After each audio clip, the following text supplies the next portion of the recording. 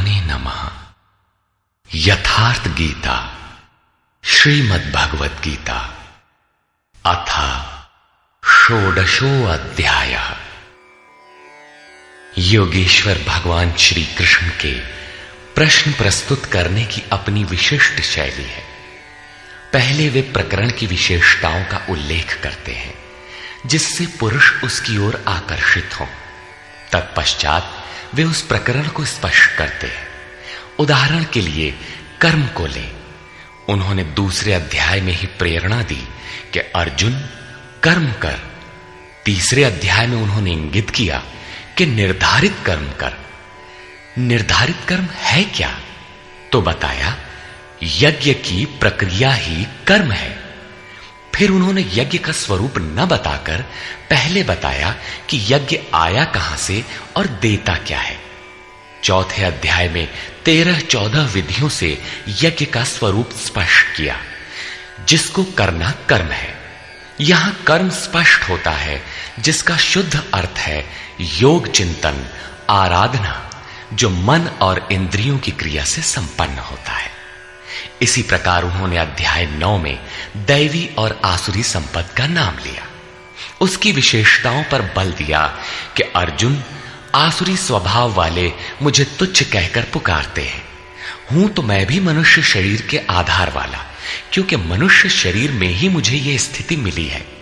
किंतु आसुरी स्वभाव वाले, मूढ़ स्वभाव वाले मुझे नहीं भजते, जबकि दैवी संपत्ति से युक्त भक्तजन अनन्य श्रद्धा से मुझे उपासते हैं। किंतु इन संपत्तियों का स्वरूप, उनका गठन अभी तक नहीं बताया गया। अब अध्याय 16 में योगेश्वर उनका स्वरूप स्पष्ट करने जा रहे हैं, जिनमें प्रस्तुत है पहले दैवी संपद के लक्षण। श्री भगवान वाच।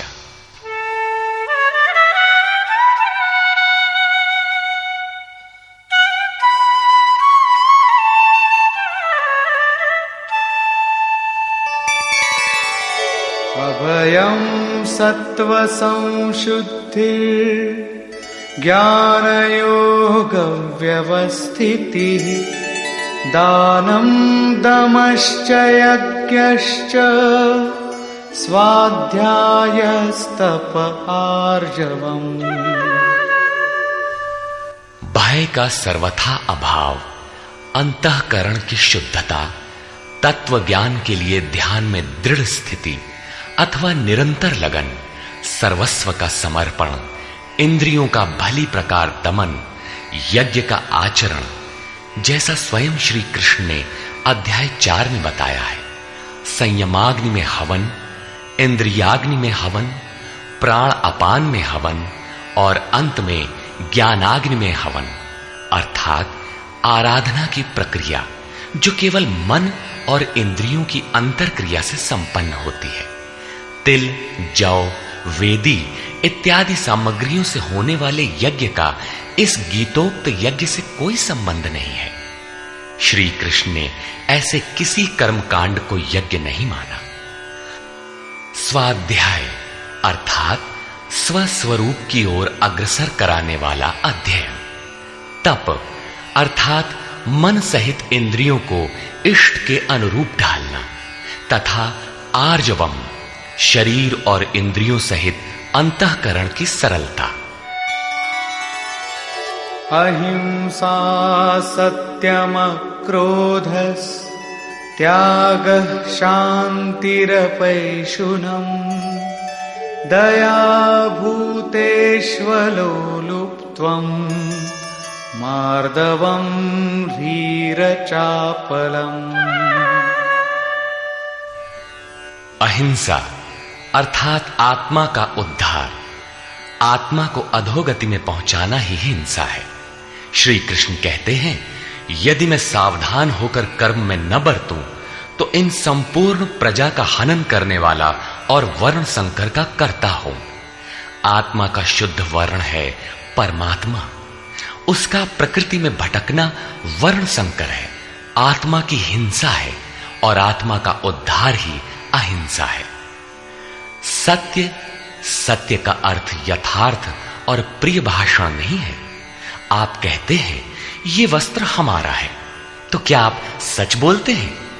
इससे बड़ा झूठ और क्या होगा? जब शरीर आपका नहीं है, नश्वर है, तो इसे ढांकने का वस्त्र कब आपका है? वस्तुतः सत्य का स्वरूप योगेश्वर ने स्वयं बताया है कि अर्जुन, सत्य वस्तु का तीनों कालों में कभी अभाव नहीं है। ये आत्मा ही सत्य है, यही परम सत्य है।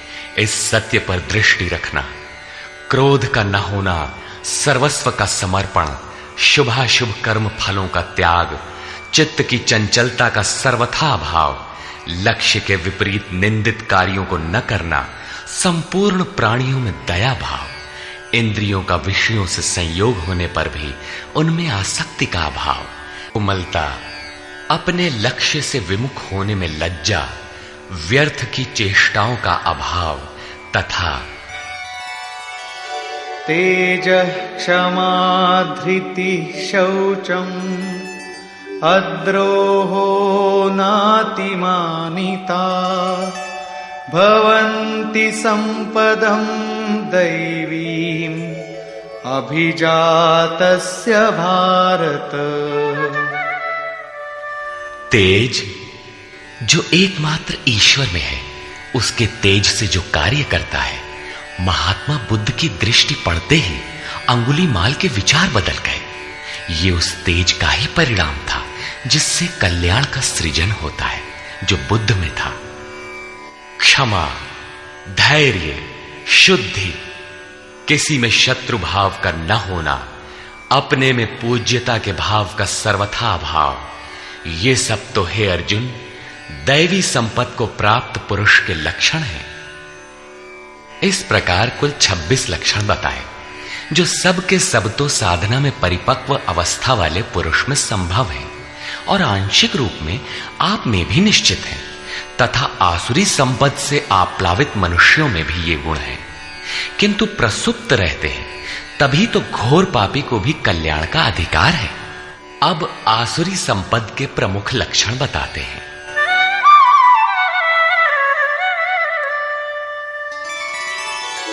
दम्भो दर्पोऽभिमानश्च क्रोधः पारुष्यमेव च अज्ञानं चाभिजातस्य पार्थ संपदमासुरी।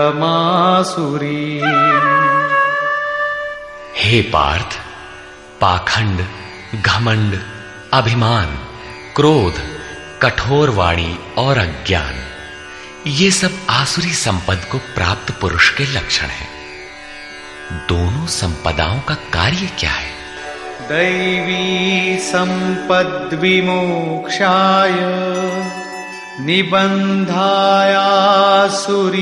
मता मा शुचः संपदं दैवी अभिजातोऽसि पांडव।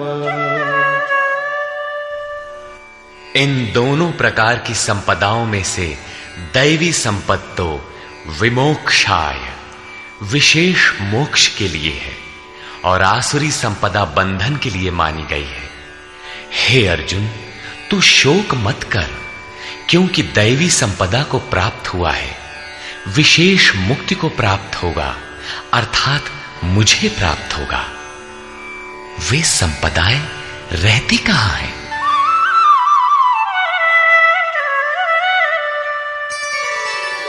द्वौ भूत सर्गौ लोकेस्मिन् दैव आसुर एव च दैवो विस्तरशः प्रोक्त आसुरं पार्थ मे शृणु। हे अर्जुन, इस लोक में भूतों के स्वभाव दो प्रकार के होते हैं, देवों के जैसा और असुरों के जैसा। जब हृदय में दैवी संपद कार्य रूप ले लेती है तो मनुष्य ही देवता है, और जब आसुरी संपद का बाहुल्य हो तो मनुष्य ही असुर है। सृष्टि में ये दो ही जातियां हैं, वो चाहे अरब में पैदा हुआ हो चाहे ऑस्ट्रेलिया में, कहीं भी पैदा हुआ हो, बशर्ते है इन दो में से ही। अभी तक देवों का स्वभाव ही विस्तार से कहा गया, अब असुरों के स्वभाव को मुझसे विस्तार पूर्वक सुन।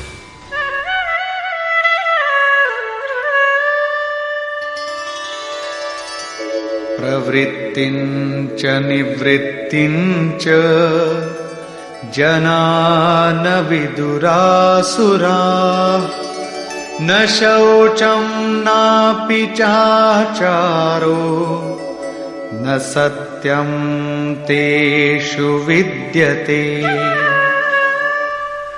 हे अर्जुन, असुर लोग कार्यम कर्म में प्रवृत्त होने और अकर्तव्य कार्य से निवृत्त होना भी नहीं जानते, इसलिए उनमें न शुद्धि रहती है, न आचरण और न सत्य ही रहता है।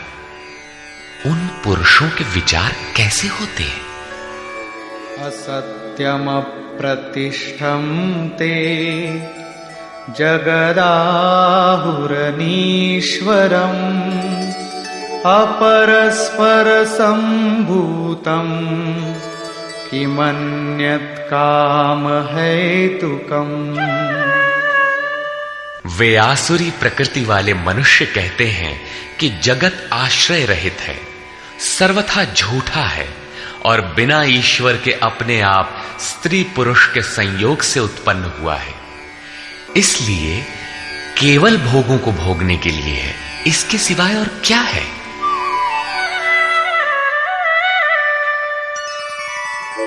एतां दृष्टिमवष्टभ्य नष्टात्मानोऽल्पबुद्धयः प्रभवन्त्युग्रकर्माणः क्षयाय जगतो हिताः। इस मिथ्या दृष्टिकोण के अवलंबन से जिनका स्वभाव नष्ट हो चुका है, वे मंद बुद्धि अपकारी क्रूर कर्मी मनुष्य केवल जगत का नाश करने के लिए ही उत्पन्न होते हैं।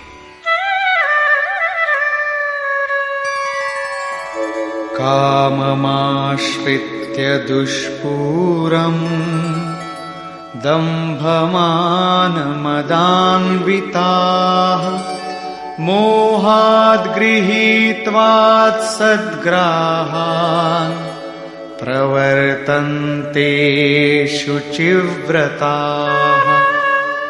वे मनुष्य दंभमान और मद से युक्त हुए किसी भी प्रकार पूर्ण न होने वाली कामनाओं का आश्रय लेकर अज्ञान से मिथ्या सिद्धांतों को ग्रहण करके अशुभ तथा भ्रष्ट व्रतों से युक्त हुए संसार में बरतते हैं। वे व्रत भी करते हैं किंतु भ्रष्ट हैं।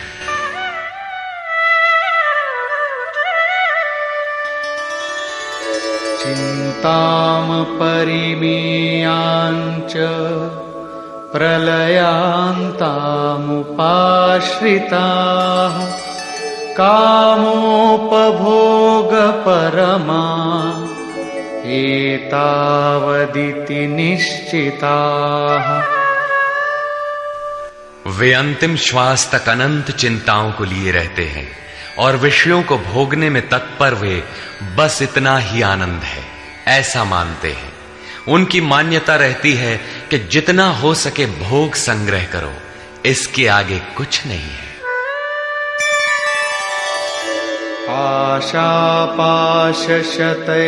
आशापाशशतैर्बद्धाः कामक्रोधपरायणाः ईहन्ते कामभोगार्थम् अन्यायेनार्थसञ्चयान्। आशा रूपी सैकड़ों फांसियों से एक फांसी से ही लोग मर जाते हैं, यहां सैकड़ों फांसियों से बंधे हुए काम क्रोध के परायण विषय भोगों की पूर्ति के लिए वे अन्याय पूर्वक धनाधिक बहुत से पदार्थों को संग्रह करने की चेष्टा करते हैं।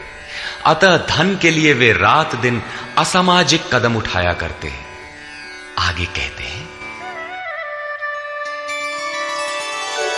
इदमद्य मया लब्धम् इमं प्राप्स्ये मनोरथम् इदमस्तीदमपि मे भविष्यति पुनर्धनम्। वे सोचते हैं कि मैंने आज ये पाया है, इस मनोरथ को प्राप्त करूंगा, मेरे पास इतना धन है और फिर भी इतना हो जाएगा।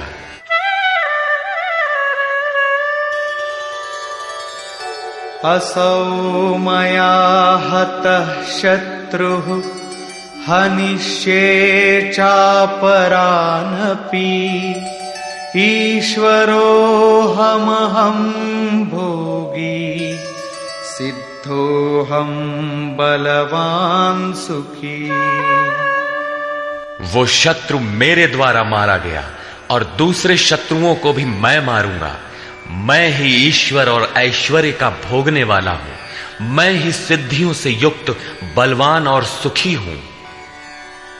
आढ्योऽभिजनवानस्मि कोऽन्योऽस्ति सदृशो मया यक्ष्ये दास्यामि मोदिष्य इत्यज्ञानविमोहिताः। मैं बड़ा धनी और बड़े कुटुंब वाला हूं। मेरे समान दूसरा कौन है? मैं यज्ञ करूंगा, मैं दान दूंगा, मुझे हर्ष होगा। इस प्रकार के अज्ञान से वे विशेष मोहित रहते हैं। क्या यज्ञ दान भी अज्ञान है? इस पर श्लोक 17 में स्पष्ट किया है। इतने पर भी वे नहीं रुकते, बल्कि अनेक भ्रांतियों के शिकार रहते हैं। इस पर कहते हैं,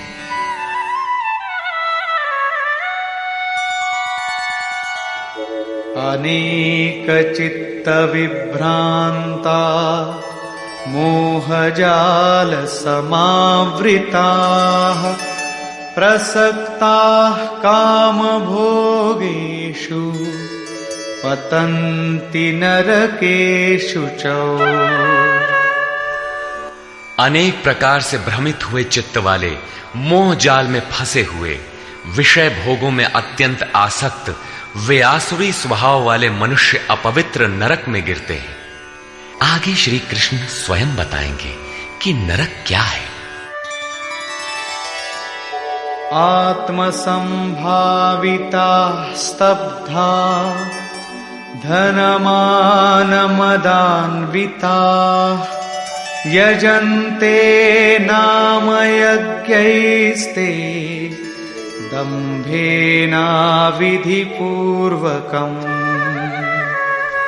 अपने आप को ही श्रेष्ठ मानने वाले, धन और मान के मद से युक्त होकर वे घमंडी मनुष्य शास्त्र विधि से रहित केवल नाम मात्र के यज्ञों द्वारा पाखंड से यजन करते हैं। क्या वही यज्ञ करते हैं जैसा श्री कृष्ण ने बताया है? नहीं, उस विधि को छोड़कर करते हैं, क्योंकि विधि योगेश्वर ने स्वयं बताया है। अध्याय 4/24, 33 तथा अध्याय 6/10 से 17 तक।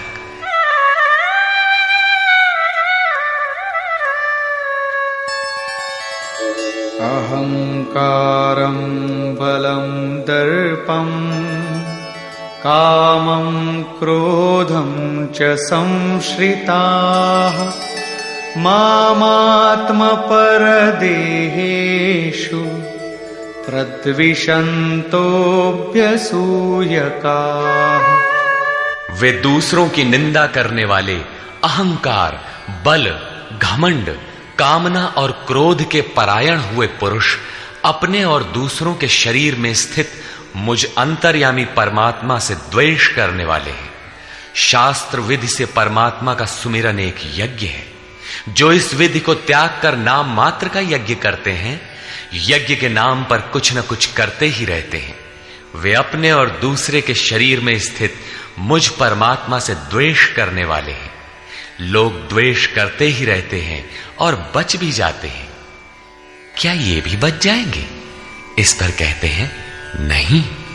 तानहं द्विषतः क्रूरान् संसारेषु नराधमान् क्षिपाम्यजस्रमशुभान् आसुरीष्वेव योनिषु।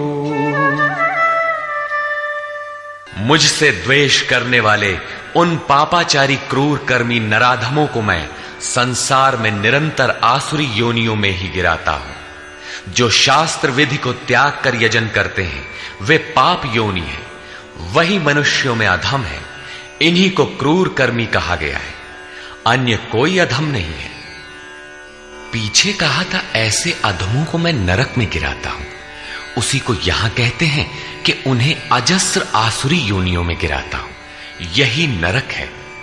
साधारण जेल की यातना भयंकर होती है और यहां अनवरत आसुरी योनियों में गिरने का क्रम कितना दुखद है। अतः दैवी संपद के लिए प्रयत्नशील रहना चाहिए। आसुरीं योनिमापन्ना मूढ़ा जन्मनि जन्मनि मामप्राप्यैव कौन्तेय ततो यान्त्यधमां गतिम्। कौन्तेय, मूर्ख मनुष्य जन्म जन्मांतरों तक आसुरी योनि को प्राप्त हुए मुझे न प्राप्त होकर पहले से भी अति नीच गति को प्राप्त होते हैं, जिसका नाम नरक है। अब देखें नरक का उद्गम क्या है। त्रिविधं नरकस्येदं द्वारं नाशनमात्मनः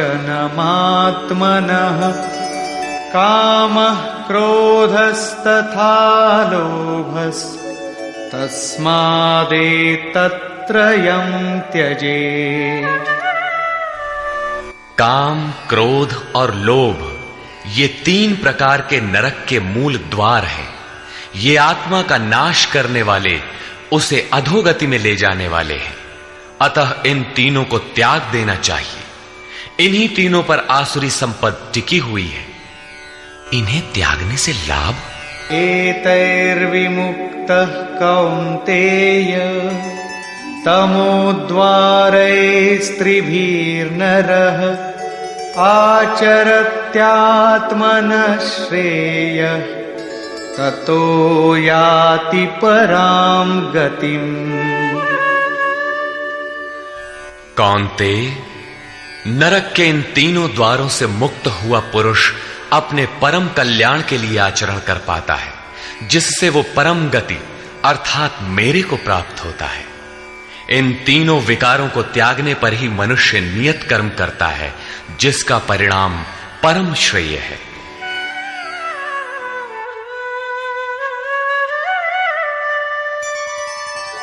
यः शास्त्रविधिमुत्सृज्य वर्तते कामकारतः न स सिद्धिमवाप्नोति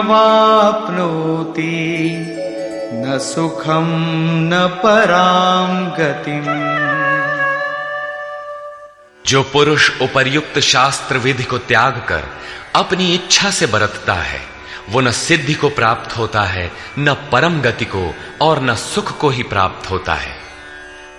अर्थात वो शास्त्र इदम गुह्यतमम शास्त्रम, गीता स्वयं पूर्ण शास्त्र है, जिसे स्वयं श्री कृष्ण ने बताया है। तस्माच्छास्त्रं प्रमाणन्ते कार्याकार्यव्यवस्थितौ ज्ञात्वा शास्त्रविधानोक्तं कर्म कर्तुमिहार्हसि। इसलिए अर्जुन, तेरे लिए इस कर्तव्य और अकर्तव्य की व्यवस्था में कि मैं क्या करूं क्या न करूं, इसकी व्यवस्था में शास्त्र ही एक प्रमाण है। ऐसा जानकर शास्त्र विधि से नियत किए हुए कर्म को ही तुझे करना योग्य है। अध्याय 3 में भी योगेश्वर श्री कृष्ण ने नियतम कुरु कर्म त्वम, नियत कर्म पर बल दिया और बताया कि यज्ञ की प्रक्रिया ही वो नियत कर्म है और वो यज्ञ आराधना की विधि विशेष का चित्रण है जो मन का सर्वथा निरोध करके शाश्वत ब्रह्म में प्रवेश दिलाता है। यहां उन्होंने बताया कि काम, क्रोध और लोभ नरक के 3 प्रमुख द्वार हैं। इन तीनों को त्याग देने पर ही उस कर्म का अर्थात नियत कर्म का आरंभ होता है, जिसे मैंने बार बार कहा, जो परम श्रेय, परम कल्याण दिलाने वाला आचरण है।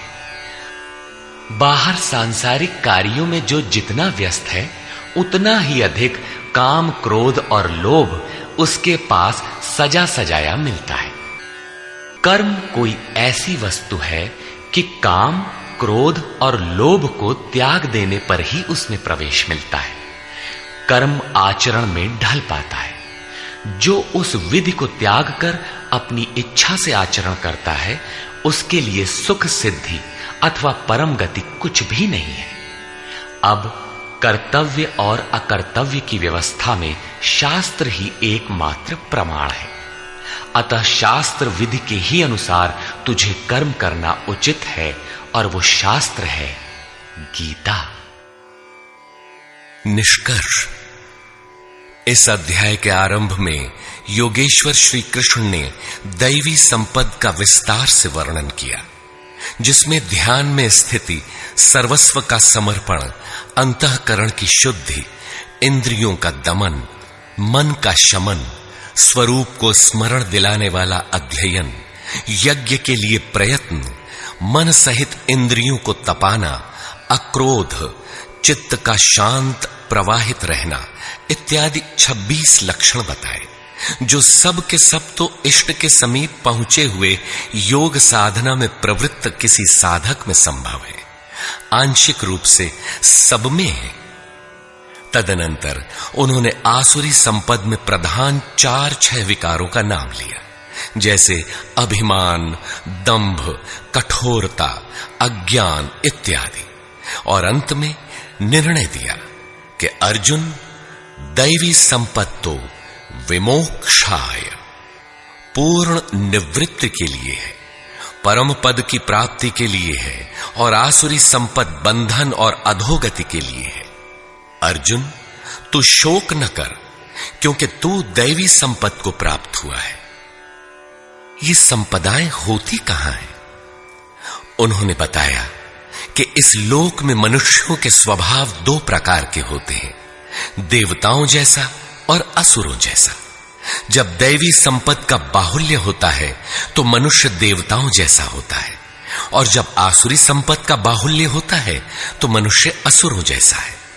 सृष्टि में बस मनुष्यों की 2 ही जाति हैं, चाहे वह कहीं पैदा हुआ हो, कुछ भी कहलाता हो। तत्पश्चात उन्होंने आसुरी स्वभाव वाले मनुष्यों के लक्षणों का विस्तार से उल्लेख किया।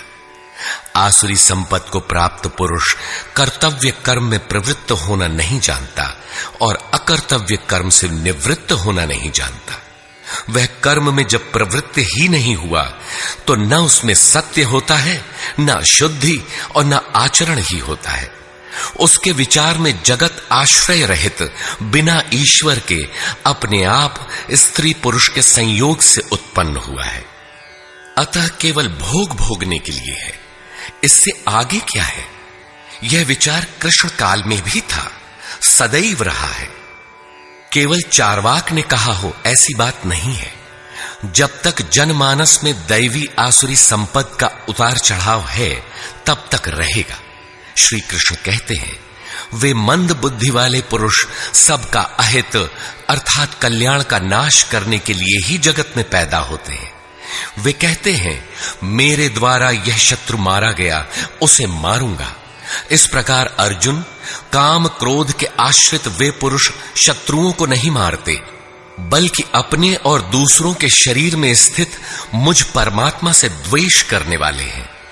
तो क्या अर्जुन ने प्रण करके जयद्रथादि को मारा? यदि मारता है तो आसुरी संपद वाला है, उन परमात्मा से द्वेष करने वाला है। जबकि अर्जुन को श्री कृष्ण ने स्पष्ट कहा कि तू दैवी संपत्ति को प्राप्त हुआ है, शोक मत कर। यहां भी स्पष्ट हुआ कि ईश्वर का निवास सबके हृदय देश में है। स्मरण रखना चाहिए कि कोई तुम्हें सतत देख रहा है, अतः सदैव शास्त्र निर्दिष्ट क्रिया का ही आचरण करना चाहिए, अन्यथा दंड प्रस्तुत है। योगेश्वर श्री कृष्ण ने पुनः कहा कि आसुरी स्वभाव वाले क्रूर मनुष्यों को मैं बारंबार नरक में गिराता हूं। नरक का स्वरूप क्या है? तो बताया, बारंबार नीच अधम योनियों में गिरना एक दूसरे का पर्याय है। यही नरक का स्वरूप है। काम, क्रोध और लोभ नरक के 3 मूल द्वार हैं। इन तीनों पर ही आसुरी संपत्ति टिकी हुई है। इन तीनों को त्याग देने पर ही उस कर्म का आरंभ होता है जिसे मैंने बार बार बताया है। सिद्ध है कि कर्म कोई ऐसी वस्तु है जिसका आरंभ काम, क्रोध और लोभ को त्याग देने पर ही होता है। सांसारिक कार्यों में मर्यादित ढंग से सामाजिक व्यवस्थाओं का निर्वाह करने में भी जो जितने व्यस्त हैं, काम, क्रोध और लोभ उनके पास उतने ही अधिक सजे सजाए मिलते हैं। वस्तुतः इन तीनों को त्याग देने पर ही परम में प्रवेश दिलाने वाले निर्धारित कर्म में प्रवेश मिलता है। इसलिए मैं क्या करूं, क्या न करूं, इस कर्तव्य और अकर्तव्य की व्यवस्था में शास्त्र ही प्रमाण है। कौन सा शास्त्र? यही गीता शास्त्र। किमन्ययी शास्त्र विस्तरई। इसलिए इस शास्त्र द्वारा निर्धारित किए हुए कर्म विशेष अर्थात यज्ञार्थ कर्म को ही तू कर। इस अध्याय में योगेश्वर श्री कृष्ण ने दैवी और आसुरी दोनों संपदाओं का विस्तार से वर्णन किया। उनका स्थान मानव हृदय बताया, उनका फल बताया। अतः ओम तत्सदिति श्रीमद् भगवद गीता सूपनिषत्सु ब्रह्म विद्यायाम योग शास्त्रे श्री कृष्णार्जुन संवादे दैवासुर संपद विभाग योगो नाम षोडशो अध्याय।